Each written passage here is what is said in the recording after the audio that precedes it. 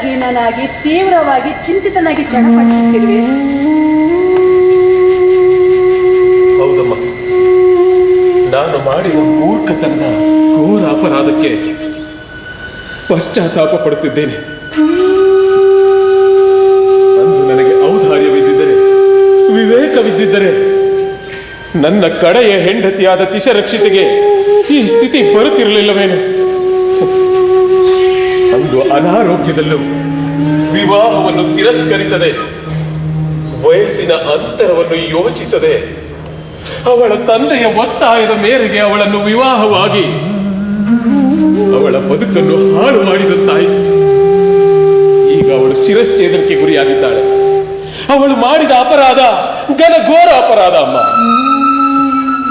ಅತ್ತ ಮಗ, ಇತ್ತ ಹೆಂಡತಿ ತಿಶರಕ್ಷಿತೆ. ಇವಳಿಂದ ಅವನಿಗೆ ಶಿಕ್ಷೆ, ಅವಳಿಗೆ ನನ್ನಿಂದ ಶಿಕ್ಷೆ. ಎಂಥ ದೌರ್ಭಾಗ್ಯದ ಬದುಕಾಯಿತು. ಈಗ ನಾನು ಸಹ ಮಾನಸಿಕವಾಗಿ ಶಿಕ್ಷೆಯನ್ನು ಅನುಭವಿಸುತ್ತೇನೆ. ಅವಳು ಮಾಡಿದ ಅಂತಹ ಅಪರಾಧವಾದರೂ ಏನು?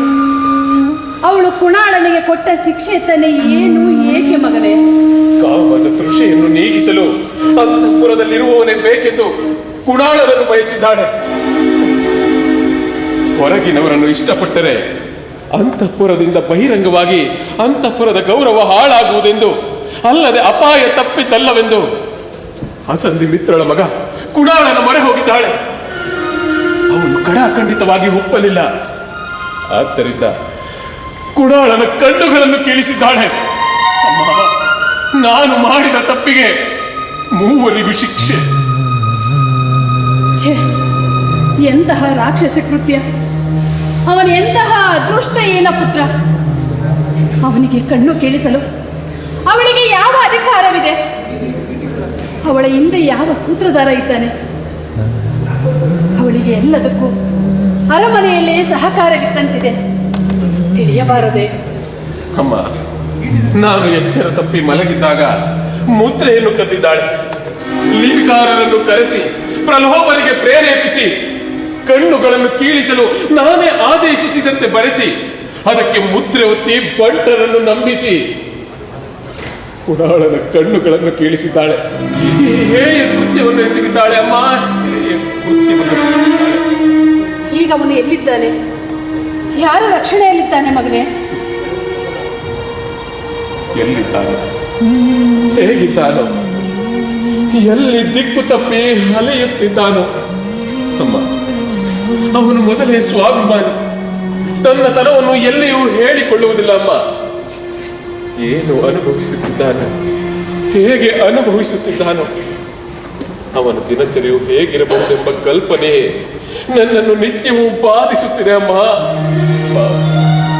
ಕುಮಾರ, ಮೊದಲು ಅವನನ್ನು ಹುಡುಕಿ ರಕ್ಷಿಸಿ ಕರೆತರಲು ಆದೇಶಿಸಿ. ಮೌರ್ಯ ವಂಶಕ್ಕೆ ಎಂತಹ ಗಂಡಾಂತರ, ಅಪಮಾನ! ಮಗನೇ, ದಯವಿಟ್ಟು ನಿಮ್ಮ ರಾಜಕೀಯಗಳನ್ನು ಬದಿಗಿಟ್ಟು ಅವನನ್ನು ಕರೆತರಲು ಕ್ಷಿಪ್ರ ಕಾರ್ಯಾಚರಣೆ ಕೈಗೊಳ್ಳು. ಅಮ್ಮ, ನಾವೇನು ಸುಮ್ಮನಿದ್ದೇವೆ? ನಮ್ಮ ಸೇನಾಧಿಪತಿಗಳು ಗುಪ್ತಾಚಾರರು ನಿರಂತರ ಹುಡುಕಾಟದಲ್ಲಿದ್ದಾರೆ. ನಮ್ಮ ರಕ್ಷಣಕಾರರು ನಿಸ್ಸಂಶಯವಾಗಿ ಅವನನ್ನು ಕರೆತರ್ತಾರೆ. ಅವನು ಈ ದೇಶದ ಮುಂದಿನ ರಾಜನಾಗಬೇಕಿತ್ತು. ಆದರೆ ಅವನದು ಎಂತಹ ದೌರ್ಭಾಗ್ಯದ ಬದುಕಾಯಿತಮ್ಮ. ಅಂದು ವಿವಾಹದ ಮುನ್ನ ದಿನಗಳಲ್ಲಿ ನಾನು ತಿಳಿ ಹೇಳಿದೆ. ಶಾಕ್ಯ ಕುಮಾರಿಯು ಸಹ ಬೇಡವೆಂದು ಗೋಗೆರೆದಳು. ಆದರೆ ಅಧಿಕಾರದ ಅಹಂಕಾರ, ಮದ, ಮತ್ಸರ, ಮೋಹ ಇರುವ ಯಾರ ಮೆದುಳನ್ನು ಯಾರೂ ಕದಲಿಸಲಾಗುವುದಿಲ್ಲ. ಏಕೆಂದರೆ ಅವರಿಗೆ ಆತ್ಮಪ್ರಜ್ಞೆ ಎನ್ನುವುದೇ ಇರುವುದಿಲ್ಲ. ಅಶೋಕ, ನೆನಪಿರಲಿ, ಆತ್ಮ ಹಿಂಸೆ ಕೊಂದುಕೊಳ್ಳಬೇಡ ಮಗನೇ. ಅಮ್ಮ, ಅವಳ ಜೀವಂತಿಕೆ ನನಗೆ ಸಮಾಧಾನಕಾರ ವಿಚಾರವೇನೆಂದರೆ, ಈ ದುರಾಚಾರ, ದುರಾಲೋಚನೆಯ ಈ ದುರ್ಘಟನೆ ವಿಷಯ ಬಹಿರಂಗವಾಗದೆ ಅಂತಃಪುರದ ಅಂತರಂಗದಲ್ಲಿಯೇ ಉಳಿದಿರುವುದು. ಅವಳಿಗೆ ತನ್ನ ದಂಡ ಶಿಕ್ಷೆಯಿಂದ ವಿನಾಯಿತಿ ನೀಡು ಮಗನೇ. ಈ ಘಟನೆಗೆ ನೀನು ಪರೋಕ್ಷ ಕಾರಣವಲ್ಲವೇ? ಅಮ್ಮ, ಅವಳ ಜೀವಂತಿಕೆ ಆಗಾಗ ನನ್ನನ್ನು ಬಾಧಿಸಬಹುದು. ಆದರೂ ನಿಮ್ಮ ಮಾತಿಗೆ ಮನ್ನಣೆ ನೀಡಿ ಅವಳಿಗೆ ಸಾಮಾನ್ಯ ಶಿಕ್ಷೆ ಕೊಡುತ್ತೇನೆ. ನನಗೆ ಈಗ ಅವಳ ಅರ್ಹತೆ ನೆನಪಾಗುತ್ತಿದೆ. ಅವಳು ನಿನ್ನ ಸೈನ್ಯಾಧಿಕಾರಿಯ ಮಗಳೇ ಇರಬಹುದು, ಆದರೆ ಬೆಳೆದಿದ್ದು ಎಲ್ಲಿ ಗೊತ್ತಾಯ್ತೆ? ನಿಮ್ಮ ಸಂದೇಹ ಸರಿಯಾಗೇ ಇದೆ. ಅವಳು ಕಳಿಂಗ ರಾಜಪತ್ನಿ ಪರಮಾಪ್ತೆ.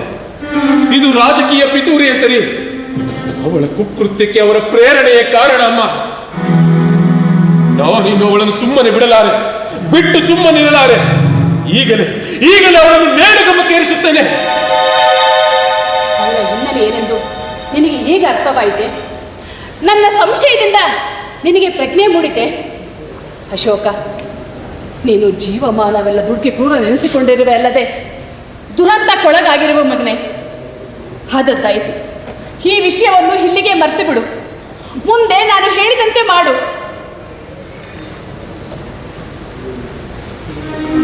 ಆಗಲಿ ಅಮ್ಮ, ನಾನಿನ್ನು ಮುಂದೆ ಯಾವುದಕ್ಕೂ ದುಡುಕುವುದಿಲ್ಲ. ಅವಸರಗಳಿಂದ ಬಹಳಷ್ಟು ಹಿಂಸೆಯನ್ನು ಸಹ ಅನುಭವಿಸುತ್ತೇನೆ. ಕುಮಾರ, ಸುಮನ ಎಂತಹ ಅದೃಷ್ಟಹೀನ ಪುತ್ರ, ನತದೃಷ್ಟ ರಾಜಕುಮಾರ. ಅವನನ್ನು ನೆನೆಸಿಕೊಂಡರೆ ನನಗೆ ಬಹಳ ಮರುಕ ಉಂಟಾಗುತ್ತದೆ. ಅವನು ಜ್ಯೇಷ್ಠ ಪುತ್ರನಾಗಿ ಅವರ ತಂದೆಗೆ ಅತ್ಯಂತ ಪ್ರೀತಿ ಪಾತ್ರನಾಗಿದ್ದ.